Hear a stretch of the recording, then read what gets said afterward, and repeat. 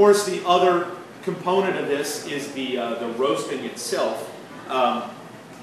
You'll notice I have two different forms of malted barley here. They're exactly the same thing. They're both malted barley.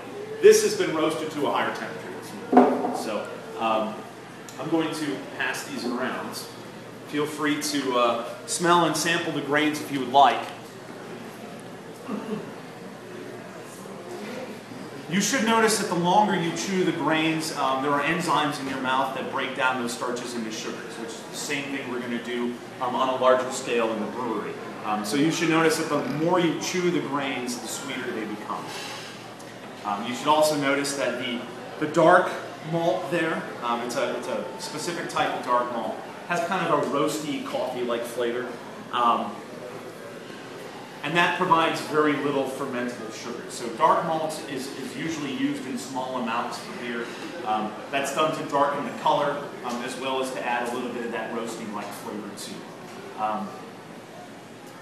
So now I'm going to say one thing that I like to say on all my tours.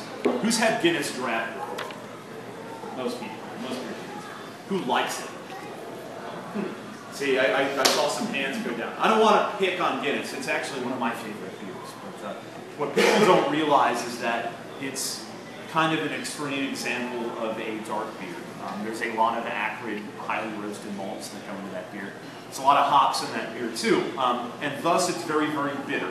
It's in a category of beers called dry Irish stout, which is known for that flavor. But because that beer is so popular, it's typically the first non-pale beer that people try.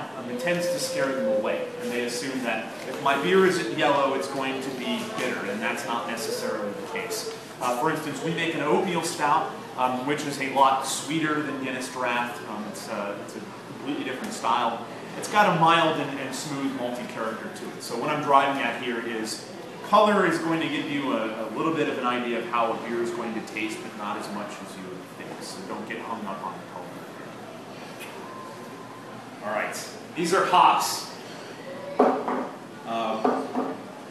Who knows what these are for? All right.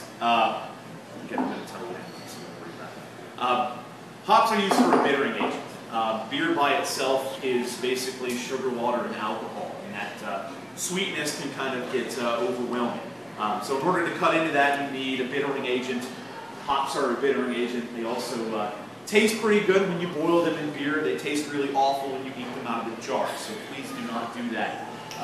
This is not a challenge, it's not a dare, this is a command. Do not eat the hops. Please do not eat the hops. You will regret it.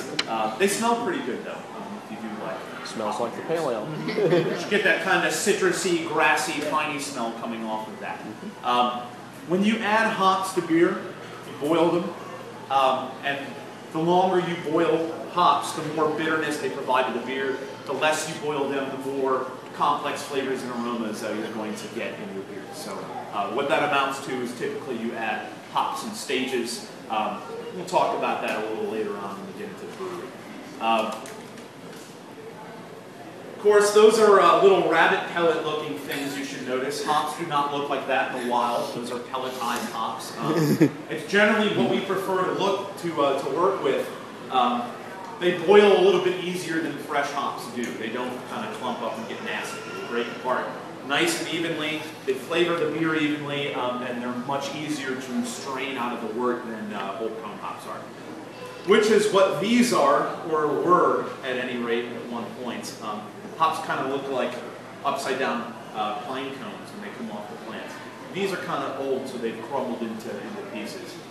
We've got to replace these, so I'll just go ahead and hold on to those.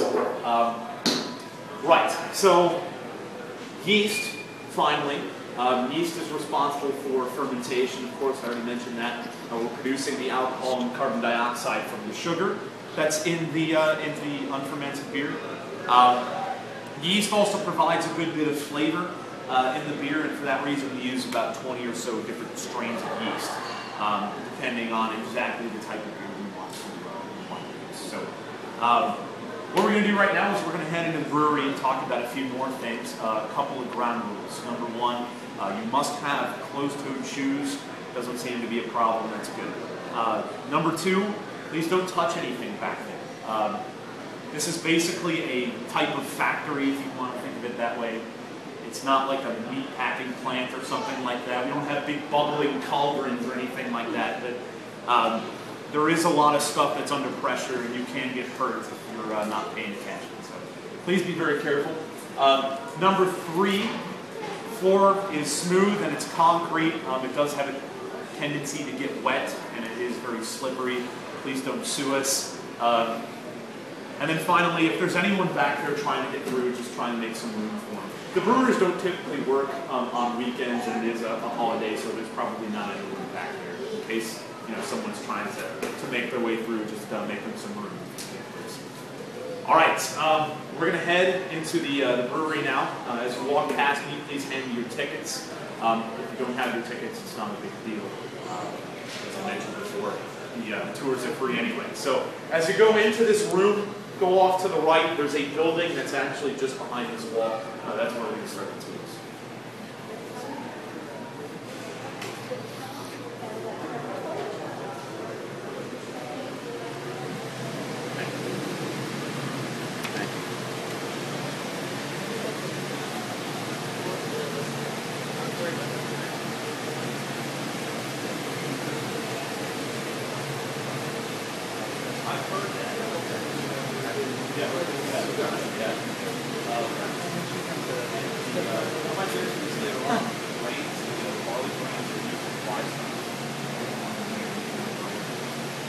All right, so this is the first stop on my tour in the brewery.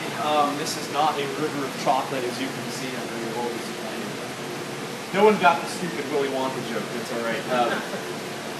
This is a laboratory. What the heck do we need a laboratory for in a brewery?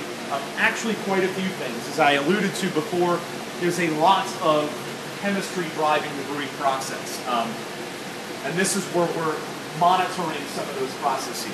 So one of the things we're doing is we're checking the beer for spoilage, things like wild yeast, oxygen, bacteria. All those things can make beer go bad. None of them are going to hurt you. You're not going to get cholera from drinking beer. But they will make the beer taste really, really bad. So we want to make sure that we're shipping a quality product. This is one of the ways in which we do that. The other thing we're doing here is we are maintaining yeast cultures. Yeast is kind of a finicky thing. It likes certain moisture and temperature conditions in order to thrive.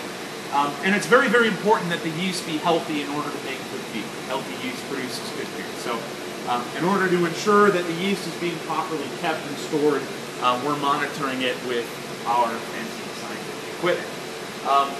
Speaking of yeast,